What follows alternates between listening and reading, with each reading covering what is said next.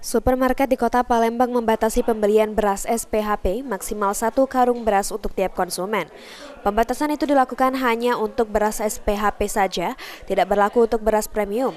Disampaikan oleh Adi Wawan, manajer FMCG Transmart PS Mall, untuk pembelian beras saat ini antusias masyarakat sangat tinggi lantaran terjadi kenaikan harga di beberapa distributor.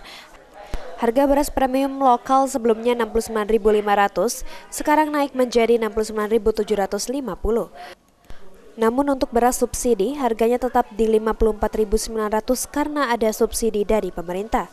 Kenaikan tersebut cukup berdampak terhadap penjualan, terutama untuk beras subsidi karena sangat dicari masyarakat, lantaran harga yang murah. Pembatasan pembelian berlaku hanya untuk beras subsidi, yakni beras SPHP. Hal tersebut dilakukan untuk menjaga kestabilan stok beras. Sementara stok beras premium saat ini masih tersedia, setidaknya hingga Ramadan. Baik Pak, bisa Bapak jelaskan terkait penjualan beras saat ini di supermarket kita Pak, gimana Pak? Ya, untuk beras saat ini antusiasnya memang sangat tinggi ya.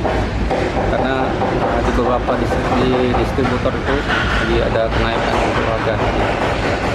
Baik Pak, untuk kenaikan beras sendiri, terutama beras premium itu berkisar berapa Pak? Kalau kemarin 69.500 untuk yang lokal, untuk sekarang sudah 69.750. Kemudian untuk misalnya beras patin itu seperti naik berapa? Untuk yang beras subsidi masih di harganya di 54.500 karena ada subsidi dari pemerintah. Ilham Wahyudi, PAL TV.